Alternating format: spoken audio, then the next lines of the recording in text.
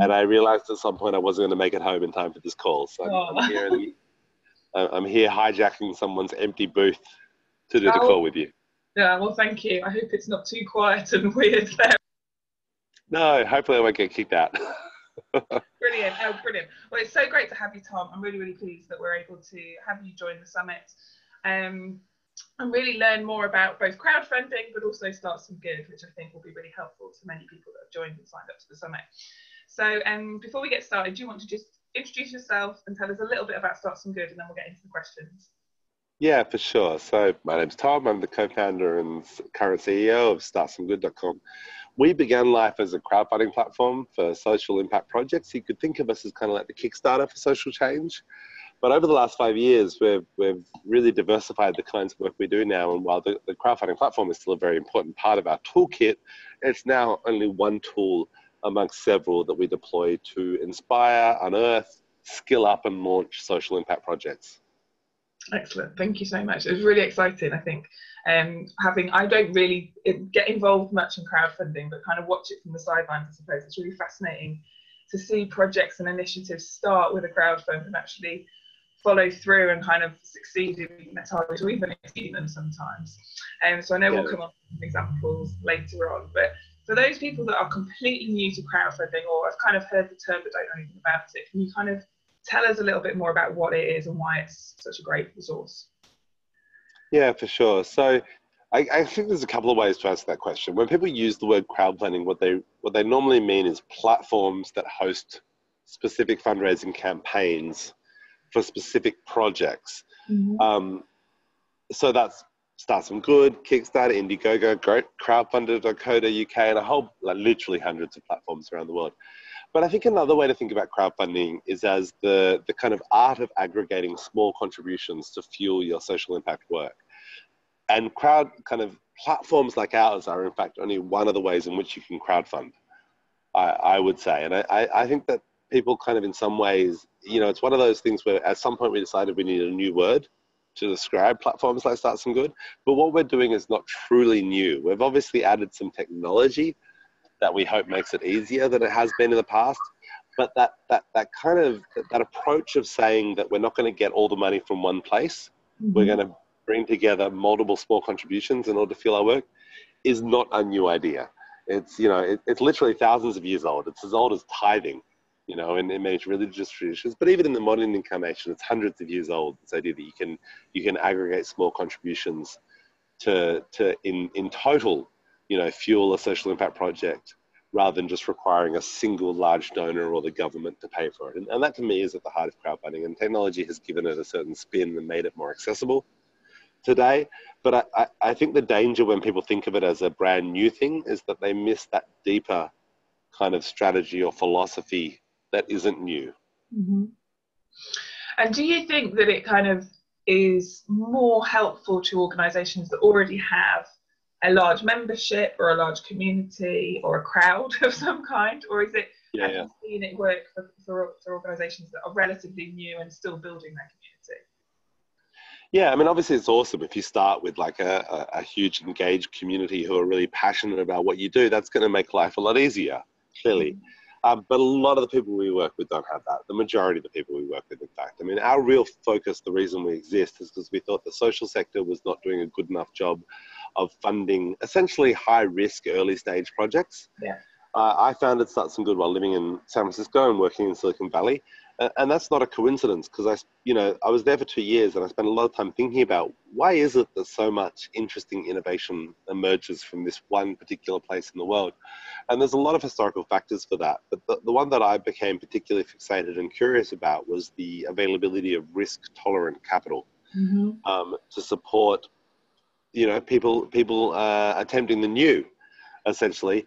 And in the business world, I'm not sure if everyone's familiar, but to draw very broad brushstrokes, there's kind of two main types of investors. Angel investors, normally investing their own money and taking very risky bets at very early stages, but with all the rewards that can come from when risky bets work out. And then VCs or venture capitalists, normally investing other people's money and being kind of sensible with that money. They want real evidence. They don't just want to use their gut instinct on what's going to work or not. They want real evidence. And so they want companies that are actually proven to be investable, that have traction, that have metrics, that have customers. And what I realized in living and working in Silicon Valley is that, and thinking about my previous experiences, I'd founded 3 not-for-profits by the time I'd finished university and a couple of social enterprises previously as well, is that the social sector is like a world with all VCs and no angels. Mm-hmm. That everyone wants to fund things that are already proven to work, which is totally justifiable and makes sense on an individual organization level. Like if you, with your money, your foundation, etc., want to fund things that are proven to work, I get it. That makes sense. The problem is that everyone has clustered at that same place in the risk spectrum when it comes to social change. Yeah. And so very few people, far too few people, are willing to fund the work of finding out if something works, of actually collecting those data, that data, those metrics, in order to then present and I guess access the funding that exists for things that are proven to work. It'd be a little bit like if we only funded scientific experiments where the scientists could articulate what the result was going to be in advance. Yeah. And of course, science wouldn't progress very quickly if that was what we did. It's not a coincidence that many of the most kind of disruptive, different, innovative companies in the world today were funded by angel investors first. In other words, they weren't truly investable. They didn't meet the criteria of a venture capitalist. And so in thinking about that, while I was in San Francisco, I thought a lot about, well, how can we find that risk-tolerant capital? Who's doing a good job of supporting the new? And I thought Kickstarter is actually doing a really good job of supporting innovation and supporting the new when it comes to creative entrepreneurship. And this is exactly the kind of opportunity, the kind of toolkit that social entrepreneurs need as well. And so that's why we set out explicitly at Start Some Good to support innovation and social change, not just support the kind of existing players. And actually most of our peers when it comes to social impact fundraising platforms are kind of have a more traditional mindset. Their belief tends to be that if we could just get a little bit more money to charity, we could just get a little bit more money to good causes, the world would be better.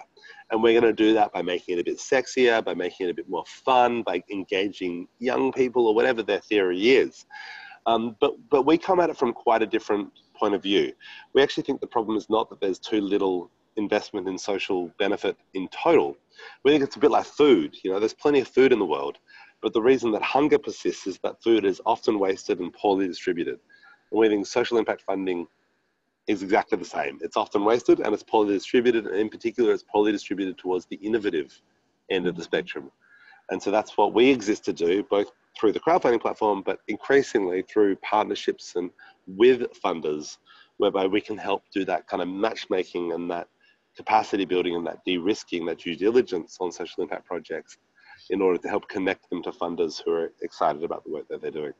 Yeah, no, and I think that, 2 really important points there in terms of we have to be willing collectively to fund things that are risky, innovative, new, because we have, excuse me, I've got a cold. We have got, the whole social enterprise space, and this has come up a lot throughout the summit over the last 2 weeks. We're in a time of complete, radical change in the social enterprise sector. In terms of it is all new and innovative. We're trying out new techniques, we're trying out different methods, we're finding new solutions to intractable problems or new emerging problems. And so we have, it is very risky. Investing in those things is risky because we don't know, like you said, like the science, you don't know what the results are going to be. But if we don't invest in it, you have to run the experiment. Yeah, exactly. Exactly. And I think this comes down in large part to kind of our relationship with failure. As well, like in science, failure is not failure. It's a step in the right direction. It's a discovery. Exactly. When an experiment doesn't work, it hasn't failed. It's actually delivered a really key result. You've proven that approach doesn't work. That's actually a really important, valuable piece of data for the human race, to build upon. And it's the same in particularly I think in Silicon Valley, and this is one of the things that struck me being there, is that there's a real celebration of risk in a way as a learning experience. And so if you've raised money and then lost investor money a couple of times in Silicon Valley, you're more likely to raise money, I think, that third time, because a lot of investors will say, gee, you must have learned a lot. Those 2 failed startups, I bet you learned all these really valuable lessons. I want to benefit from all that learning you've already done. So I'm going to invest in your next startup because you're now like kind of a veteran. Whereas in Australia, it's very different. You know, if you've raised money in Australia and lost your investors' money, good luck raising money a second time. People are going to be like, well, you've proven to not be a reliable safeguard of investor money. We can't possibly put money into you again. And it's this kind of, and I think that's especially, you know, that's especially true in the social sector, I think. I mean, I can't speak for everywhere, but I think in Australia we have this really unhelpful kind of culture around failure, where a lot of foundations and funders, governments, you know, when they when things don't work, they kind of put it under the rug a lot. They're like, oh, that was a bit embarrassing. Don't talk about it. Don't mention it to anyone. They might not fund us again. Rather than in some ways to celebrate, look what we found out. We proved this model doesn't work. Fantastic. And the more you can share that, the more valuable it is. You know, the more people you can help avoid the same mistake, that's a real contribution. But when you make a mistake, or it's not even a mistake, that's even the wrong language I'm slipping into right now. But when you discover that something doesn't work and then don't share it, so that other people are then going to have to rediscover that it doesn't work, that truly is a waste. Yeah. No, and that I think is big picture the problem with a lot of the way in which we approach social funding, particularly. Yeah, no, absolutely. But also I think we see it throughout society in all sorts of different areas, in terms of our education system, in terms of how businesses are run as well. And like good leadership is all about helping people appreciate that it is just, you know, failure can be reframed as an opportunity to learn and kind of take that step forward. Absolutely. Really valuable. Yeah. It's the best learning, I think, actually. I don't think success is all that, like, teaches you that much, to be honest.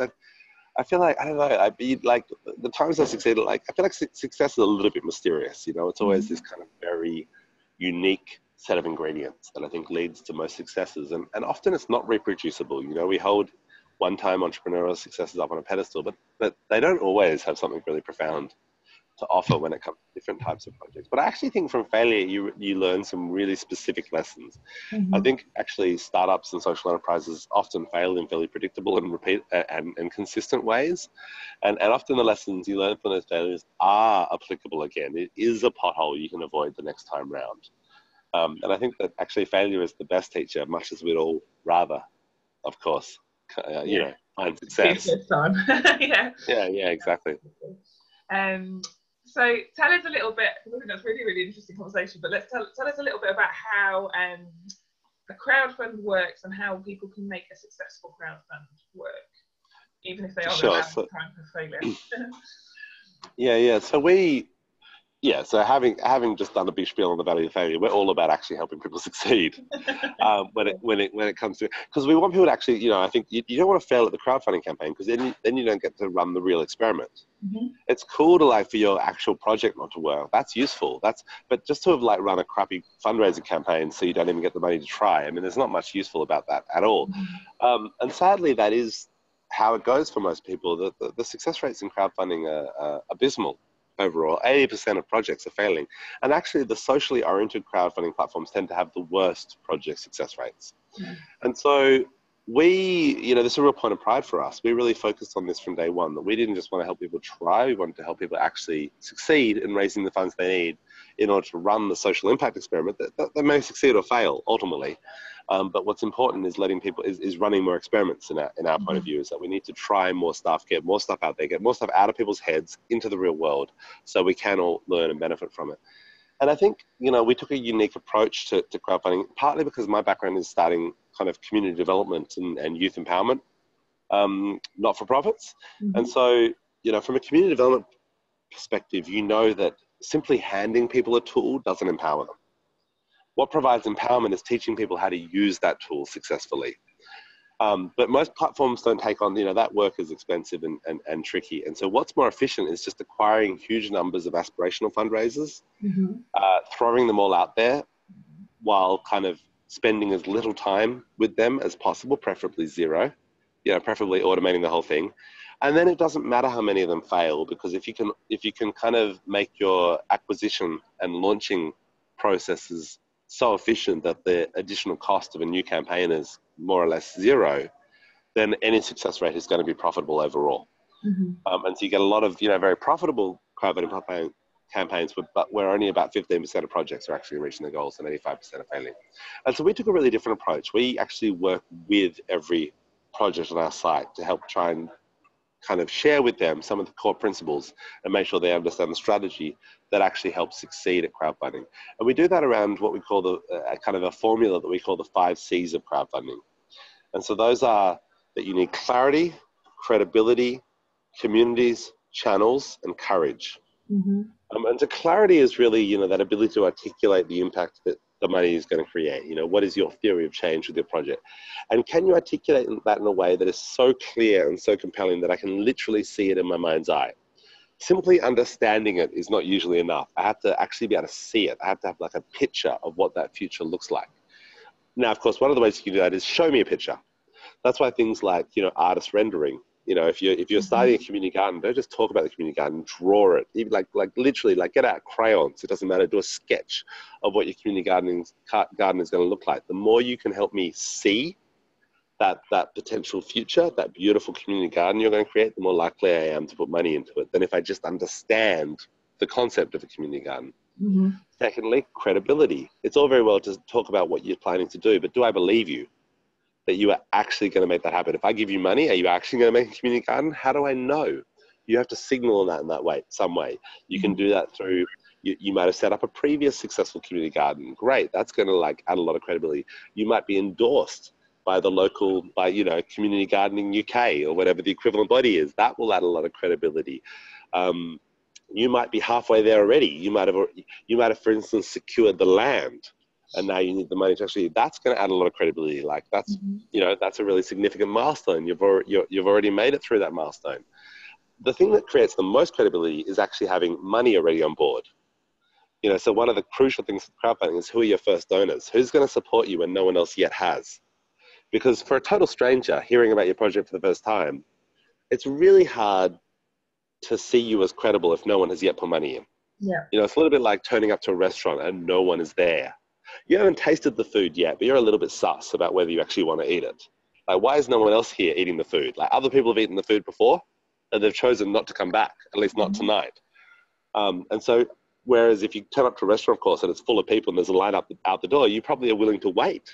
You're probably excited. You're like, this is awesome. I'm going to stand out here on the street for 20 minutes, but eventually I'm going to get into this restaurant and I bet it's going to be delicious because look at all the people who are eating here. So crowdfunding is similar. You want to get that cultivated community. And this is the specific place where, to your question earlier, people with an already cultivated community do have an advantage. But look, everyone has a community somewhere. You know, like you have friends, you have family, you have, you know, hopefully you have people who care about you, relationships you've built. Like no person is an island, to quote a, you know, British rom-com.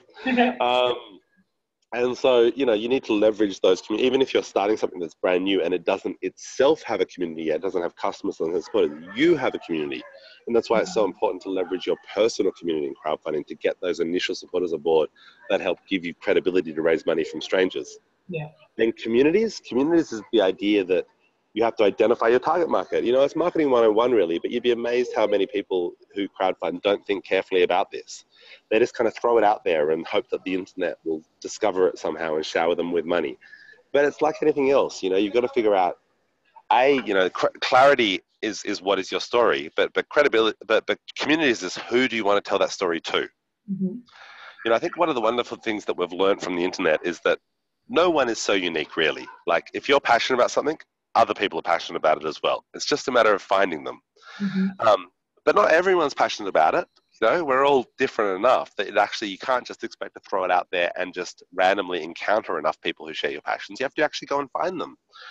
And so once you've thought carefully and selected who the communities you're trying to reach are, channels are how you reach them. So if communities are the strategies, channels are the tactics. What are the specific ways in which you're going to be able to get your story to those communities? And then courage is the fact that you just got to get out there and do the work. You know, it is, we recognize crowdfunding is scary. You know, it's putting something out there in public and actually stepping forward and saying, this is what I believe in. This is something I really care about. And I need your help, which is really hard for some people to say. And so successful crowdfunding takes a real act of courage, a real preparedness to step out there into that zone of uncertainty and, you know, take that risk of failure, to what we were talking about earlier as well, and do the work. Because, you know, crowdfunding is not I think the key misunderstanding that some people have about crowdfunding is thinking that it's a build it and they come kind of a thing.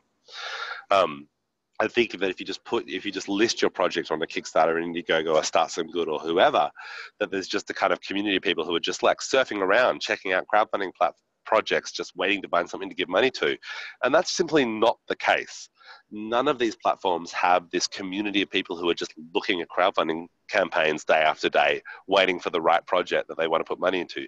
The job of a crowdfunder is to go out there and find their crowd, not to expect the crowd to find you. Yeah, no, really, really valuable advice there, Tom, all those things. And I know you have a course, don't you, for helping people through learning about those things and sort of supporting them. Yeah, that's right. I mean, it's really one of, as I said, it's really the area that makes us, the technology of crowdfunding is all pretty similar, to be honest. You put a video up, you put in some rewards, you write your copy, you put in a few pictures. Crowdfunding platforms all look the same.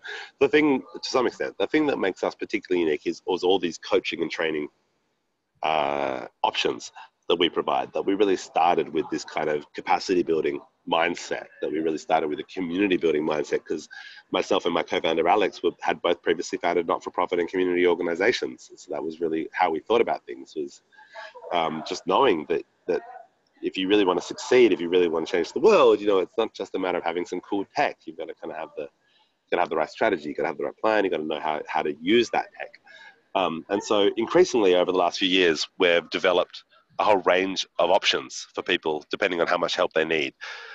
There's group coaching programs, there's individual consulting to help, and there's even all the way through to we will design the whole campaign. The one place where we draw the line is we won't run it for you, because that's the courage piece. You've got to get out there and tell your own story. No one can be as good as you at raising money for your project. No one can convey the passion. No one has the credibility. You've got to convince people you're the right steward of this project. Someone else can't convince them for you. Ultimately, they can help. They can help you make a plan. They can help make some connections. But ultimately, people are placing their faith in you. So you've got to be really at the center of that campaign. It can't be put on autopilot. It can't be outsourced. But where we can help is by helping you figure out what to do. You've still got to do the work, but the figuring out what even is the work. What is needed. Where should I put my energy and efforts is really hard to figure out for a lot of people. And that's where, thanks to 6 years of experience now, I'm working with literally thousands of campaigns and achieving, by the way, the highest project success rate in cause crowdfunding. So I think we've really figured out what it does take to succeed. We can't guarantee success, but we can certainly share a lot of insight into this is the formula to achieve success. And we can help you identify those hooks. We can help do the research around the channels in order to reach your target market. But then you've got to get out there. We can't do the courage for you. That's the essential piece of that 5 C's formula that you have to bring to the table. Brilliant. And I suppose something else is with that courage is perseverance, because I remember speaking to somebody recently who was running their crowdfund and she was right in the middle of it, and she'd done some training. I don't know if it was with you guys or with another organisation, but she was saying they've really told me at this point it's kind of like the dip point where you kind of hit a really good you've got halfway or whatever, and both in terms of the funding that you secured and halfway in the actual time span of the crowdfund. And then everything goes quiet and you don't hear anything for days, and you kind of just have to have that perseverance and believe that things things pick up again at the end, and you just got to keep going with your messaging and your emails and your communication. Yeah, that sounds like us, because that's exactly right. We call it the trough of despair, because it's like fundamentally within a crowdfunding campaign, and this is why more time is not necessary, it's not needed. We think kind of 4 weeks is about the perfect amount of time for a crowdfunding campaign, and 2 months won't help you, because the two really crucial moments in a crowdfunding campaign is the launch week, where you have to get off to that good start, because that start and that early money creates credibility and endorsement that helps you get more people on board. And then the final week, where you have a deadline on your side, and like, we're all really busy. We're all really distracted. We have a million things on. We have to-do lists that never end. And so, we're intending to support your campaign, but we can get to it later. And then the deadline is that forcing mechanism that goes, oh God, I can't get to it later. I have to do that now. And humans are actually really good at deadlines.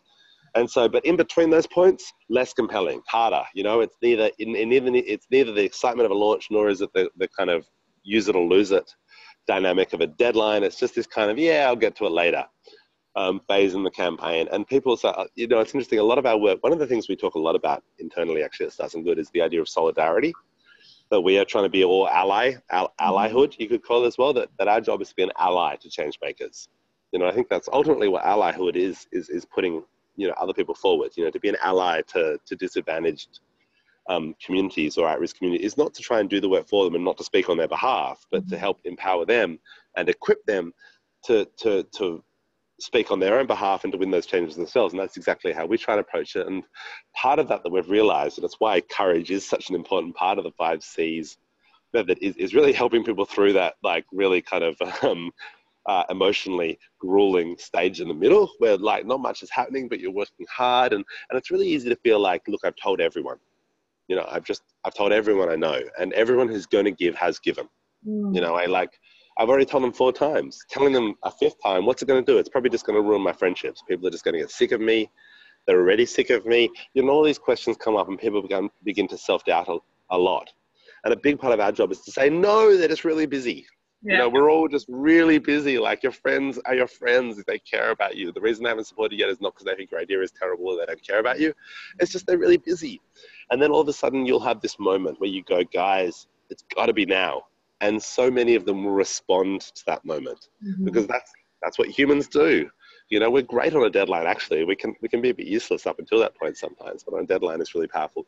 And so just kind of keeping people's spirits up, we've realized over the years is such an important part of our work, and why we think it's so important to have this slightly more high touch approach as well, is to actually build relationships. Every single project and development on our site gets paired with a crowdfunding coach on our team. And so that's a real relationship. When they're going through that kind of emotionally difficult part of the journey, there's a real person who they've got to know, who really cares about them and who can check in and say, how you doing? Don't worry, this is completely normal. This is exactly how it always happens. So you're doing fine, stick with it. Brilliant. Yeah. I can see. Well, with anything, isn't it? Whenever you're doing fundraising or you're putting a bid in or you're trying to win a contract, that perseverance and courage is still really important because, there are those moments where you always have that doubt of, is this really going to be a mission? So I think that's really cool. So tell us, Tom, about some of the successes, just because I think it's really nice to be able to hear some of the stories of those organisations that have actually had really successful crowdfunding. Yeah, for sure. Look, I'll share a couple of examples which are top of mind because I actually shared them earlier today at this very conference that I'm sitting in the middle of this empty hall rather of. So one, I think that where crowdfunding is really great, as I said, is developing evidence. Kind of piloting and developing new things. So one of the really cool campaigns that I'm really proud of is a social enterprise called AbilityMate. And I think part of why I really connect with these guys is that I have small kids today. I have a 6-year-old and a 3-year-old. And so I'm sure as anyone who has or has ever had kids knows, it's like a total nightmare having to constantly buy new shoes every 4 months for them through those first 5 years as they freaking grow continuously. So imagine having to actually replace their foot or ankle or leg. And so what AbilityMate do is child orthotics, printing missing limbs. They're starting with ankles, which are a tricky, complicated piece. At the moment, the standard for child orthotics is that it can take up to tens of thousands of dollars and up to 4 months to produce that ankle or foot for a child. And of course, by the time it arrives 4 months later, it doesn't quite fit properly already. And of course, at that price point, it's completely inaccessible to the majority of the world's population that actually experiences this challenge. The highest proportion of disabled kids or kids with limbs missing are in places like Cambodia. And they can't afford help with that at the moment. What AbilityMate have done is invented a proprietary scanning technology that is able to create an almost instantaneous CAD computer-aided design model and then produce through 3D printing that piece in as little as 48 hours for as little as a few $100s. It's a genuine order of magnitude leap forward in this technology that's going to open up,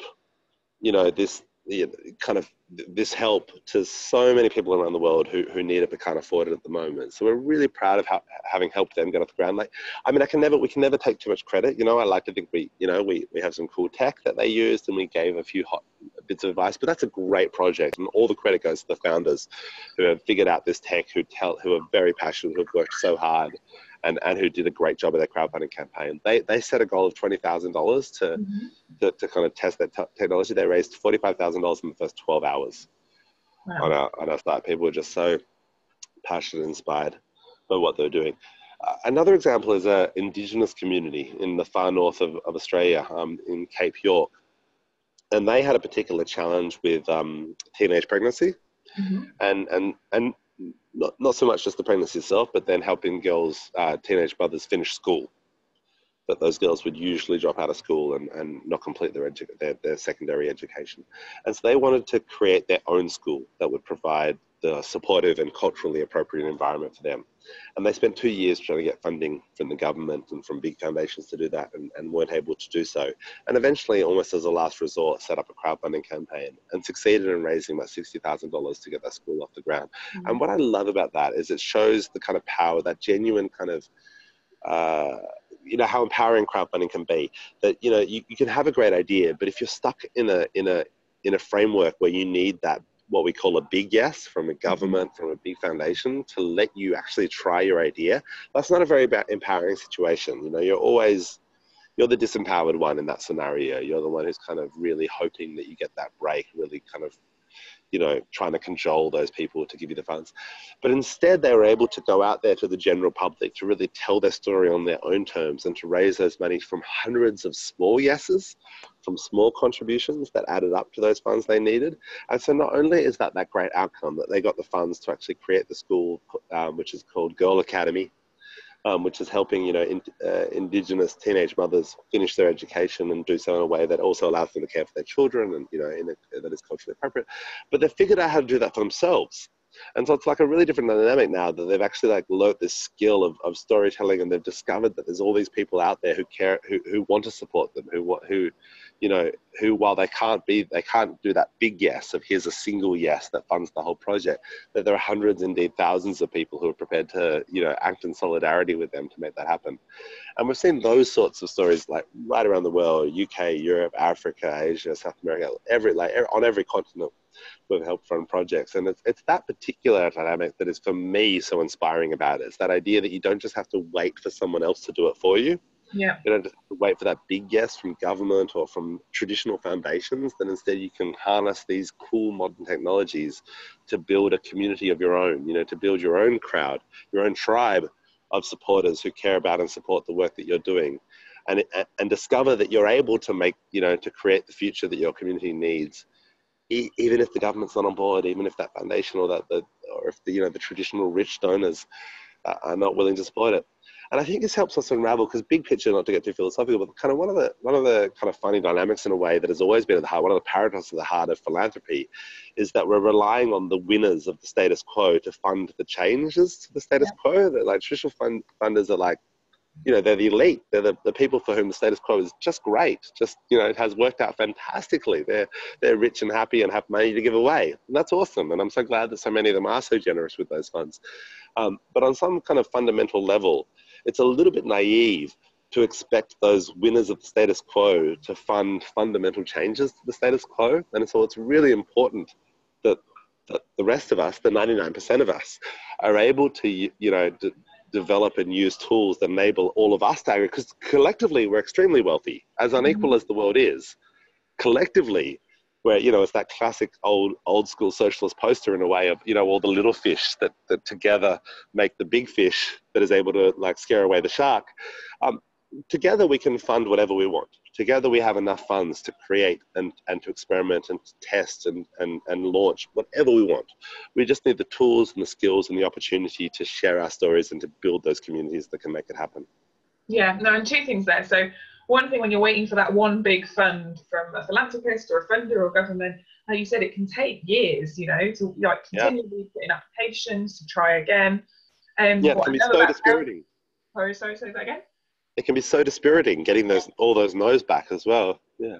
Whereas a crowdfund, and I appreciate there's a planning process before the 4 weeks of you running your campaign, but it's a much shorter period. And as long as you put that planning time in and you're running a successful campaign in terms of you've got all the building blocks, you followed your sort of guidelines and suggestions and stuff, you could have that 20-30K in a very short space of time, and you've you can get on with the delivery rather than just waiting, which I think is really exactly powerful. And the other thing that you're saying, it sounds, sorry, I was saying, it's what I love as well, it's kind of quite a disruptive model in one way, because it's a much more democratic model, in that you're finding, like you said, like-minded people, people that care for your cause, connect with you, regardless of people's hierarchy, status, wealth.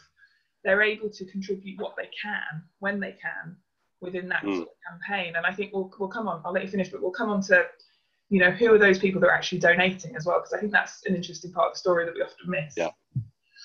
Yeah, for sure. So no, totally happy to talk about that. And you know, and the answer to that who is donating question is that they're a unique community every time. You know, the job of a crowdfunder really is to build their own community of supporters, people who care about the impact that they're creating. And there's no, you know, as I said, there's no just group of people out there who are just hanging out online waiting for your project to appear so they can shower it with money.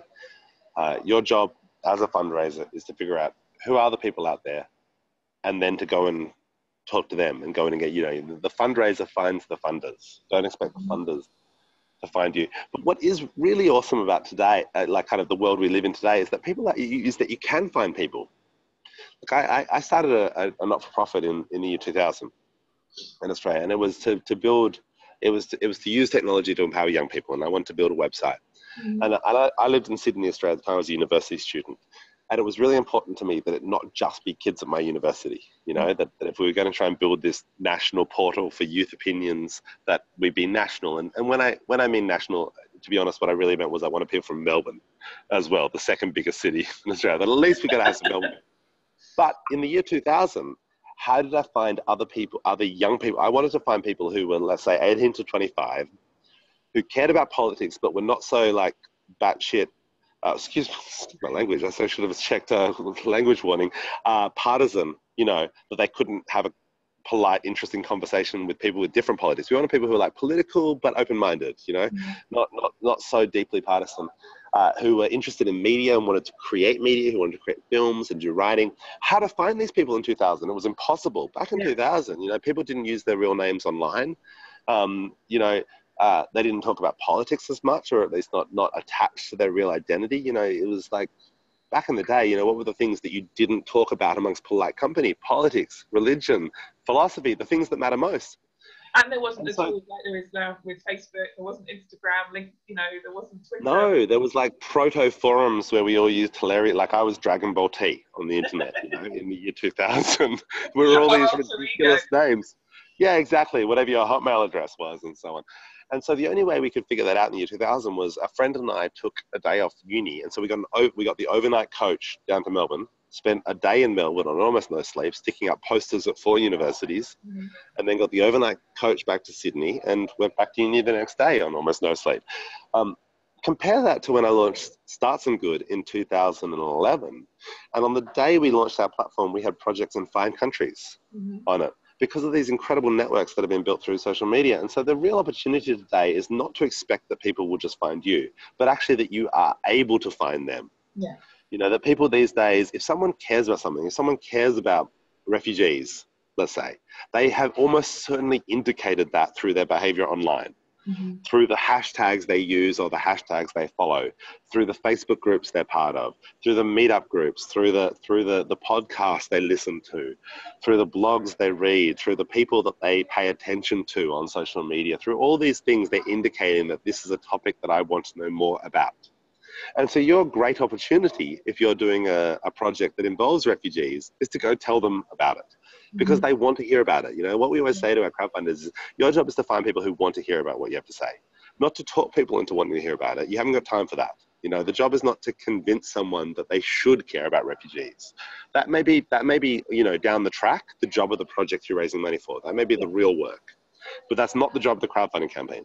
The job of the crowdfunding campaign is to gather together a community of people who care about this work and offer them your solution. You know, people who already care, who already share that passion, already share that interest, and then say, here's what we can do about it.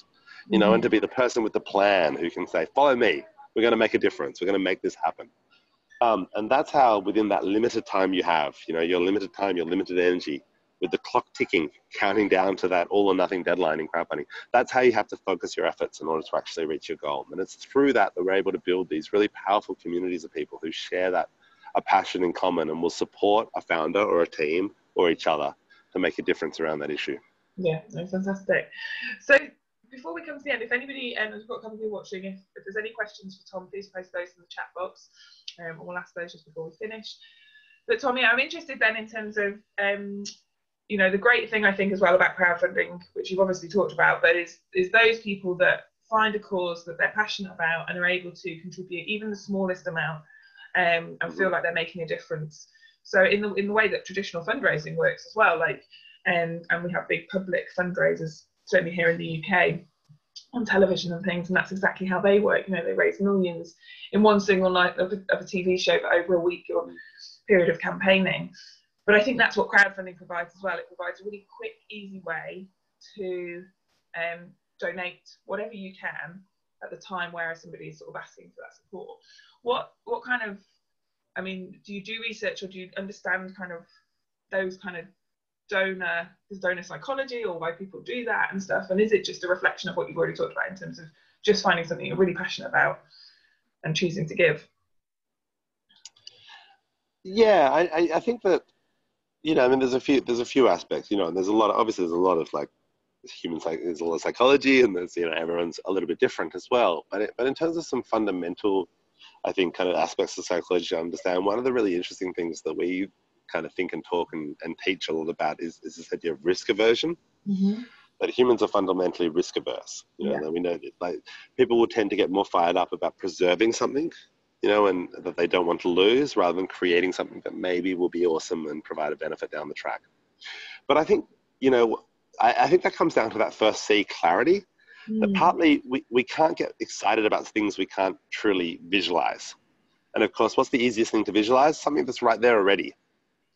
And so that, you know, there's kind of perfect clarity around a thing that might go away. You've already experienced it, you know exactly how it works. There's no ambiguity about, will I like it or won't I like it? No, you like it and you want it to stay. And so I think that loss aversion is not kind of in and of itself loss aversion. It's kind of a symptom, or it's a dynamic that is related to our ability to visualize. And therefore that the key job of a fundraiser who wants to overcome loss aversion is to paint that really evocative picture, to really make it as easy as possible to see the change that's going to be created. And it's why picking the right moment to crowdfund is really important. You know, it's usually not the right moment to crowdfund when you've just had a brand new idea, because all you've got then is your idea. You're like, here's an awesome idea I've got, guys. And you're like, oh yeah, it's an interesting, like, and maybe you can pull that off. Maybe you have enough credibility in your field and large enough, you know, maybe you're a big influencer with a huge social media following, or you just have like a great community around you and people are willing to support you. It's not to say you can't do it, but for most people, it's not the perfect moment. The perfect moment to crowdfund is when everything else is in place and the only thing missing is the money. And so that means that, you know, to use my example from earlier, if you're starting a community garden, it means you should have the land secured. You shouldn't just have the land, you should have a drawing of exactly what you're going to, you know, you should have a like landscape architect to have already mapped out exactly what the garden's going to work like. You should, if you're planning to sell the produce, you should have a buyer lined up, you know, like where everything you can to say, this is going to work. It's all ready to go. We just need to put fuel in the tank now. And the crowdfunding is the fuel, but it's not the car. The car's got to be kind of ready to go. You know, it's the people who don't yet have a car built that can, I think, you know, that can exert a lot of energy, and they come across, you know, they're a bit like someone, you know, wearing a sandwich board on a street corner. They can be like a bit like a crazy person because there's no evidence yet. They're standing there going, I need fuel. You're like, but there's no car here. Where are we going to put the fuel? Like, I'm not going to give you any money. You haven't got, like, go prove to me that you can get the rest done in order. And that's also, you know, people's natural risk aversion, that, like, when we're talking about, like, not the 1%, the rest of us, you know, like, I want to put money towards good causes, but I don't have an infinite amount of money. I have only a modest amount of money that I can put towards good things. I want to put it towards really innovative things, really like groundbreaking things. That's what I'm personally passionate about. But that doesn't mean I'll just throw it at anyone who goes, I've got a new idea. It means I want to go like, okay, this is a new idea, but which can work. And your job as a fundraiser is to think about how you can kind of show me that it can work. And how you can, and so that's the credibility piece as well. So, you know, it does come to, you know, we've tried to build this formula is newish for us. We kind of like rolled it out at the start of the year. But it was we were looking for a way of kind of I guess, getting down to really like the core principles, we realized we had kind of lots of good advice, dare I say it, like probably here's a piece of good advice, here's something you should do, here's something else you should do, like so much stuff, like 100 different things that you should do. So, and we realized that it had become a little bit overwhelming, that over 5 years of figuring out all these different, it's still useful. We'll get to that, if you're working with us and if you're using it, going through our courses, we'll get to all those specific bits and pieces. But we realized we'd kind of lost the thread in terms of like an architecture to hold it all together and make it memorable. That unless you're going to sit here for an hour and listen to me explain 100 different things, and then what are you going to walk away with? Probably 1 or 2 of them anyway. And I couldn't explain it in 5 minutes. I couldn't explain it in 50 minutes. I needed all this time now because it's just so much to it. And so we spent some time thinking about what's the architecture of that advice? What are the kind of buckets that all these different tips and advice fall into? And we ultimately ended up with these 5 C's. Full disclosure, I spent quite a lot of time trying to figure out how to make the acronym CROWD out of these advice, but I could, but in the end we figured I think the principle with the methodology is that if you can't make a cool acronym, you need to use alliteration. Yeah. So we ended up with our 5 C's. But I think it's really helped to kind of, I can explain it in 5 minutes, I can explain it in 15 minutes, I can explain it in 50 minutes, we can spend 5 hours on it. It kind of works, we can go deeper and deeper and deeper, but it does allow a way of kind of giving that top level, here's kind of the core content, the core concepts pretty quickly. And I do think, I hope that they do wrap together most of those core kind of psychological principles and approaches that do help people succeed at crowdfunding. Yeah, no, brilliant. Thank you. It's been brilliant talking to you, Tom. My final question, as we come to the end, which I'm asking all of the summit participants, is what are you really hopeful about for the social enterprise sector, or maybe specifically for crowdfunding over the next 5 to 10 years? Gosh, I'm really hopeful about the social enterprise sector. I mean, I hope the crowdfunding sector can make a really important contribution to growing the social enterprise sector. But crowdfunding is just a means to an end. Crowdfunding creates no social impact in and of itself. It creates the opportunity for people to create social impacts. I think the real story is around social social enterprise broadly. And I'm really bullish on social enterprise. I think we're moving into what I call social enterprise 2.0. And I think social enterprise 1.0 was the idea that you had to sacrifice somewhere.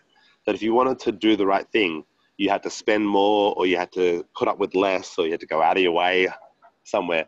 And all the research, the numbers vary slightly, but roughly about 15% of people were prepared to do that. We're prepared to spend more, put up with less, go out of their way.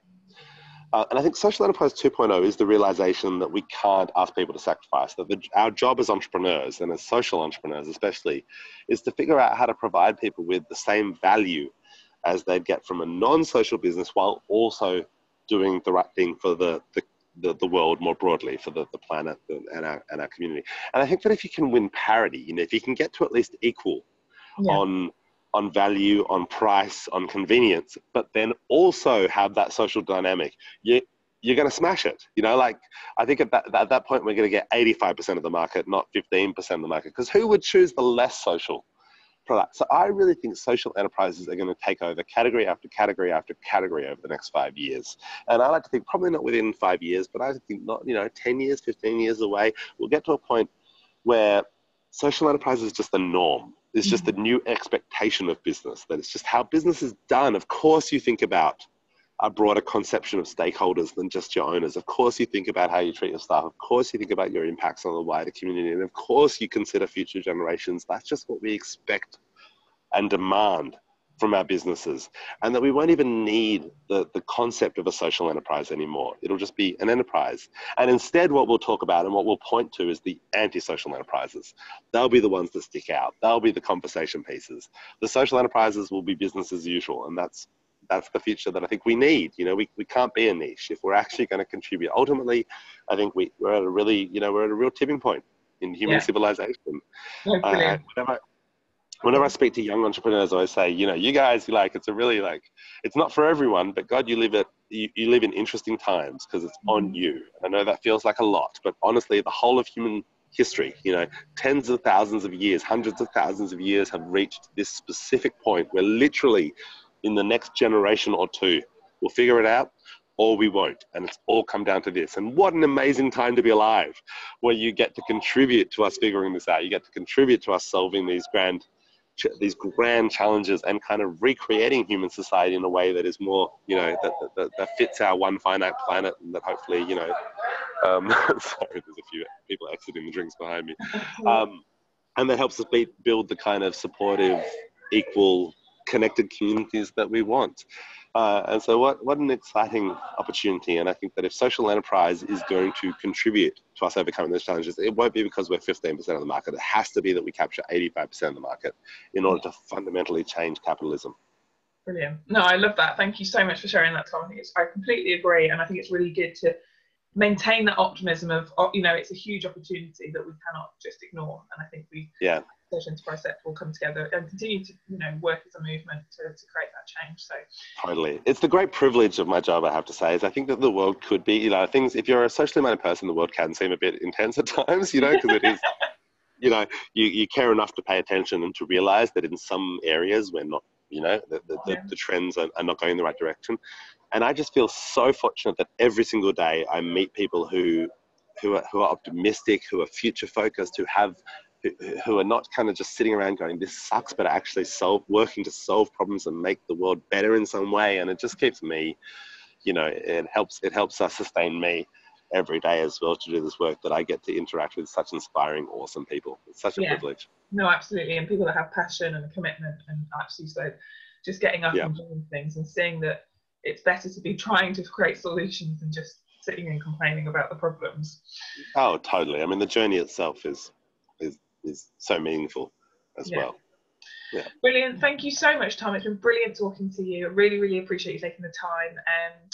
And yeah, hopefully catch up with you very soon. And thank you very much. Thank you so much. My pleasure. Thanks for inviting me to be involved. It's a privilege to be here as well. Brilliant. You're welcome. Bye-bye. See you soon. See you soon. Bye.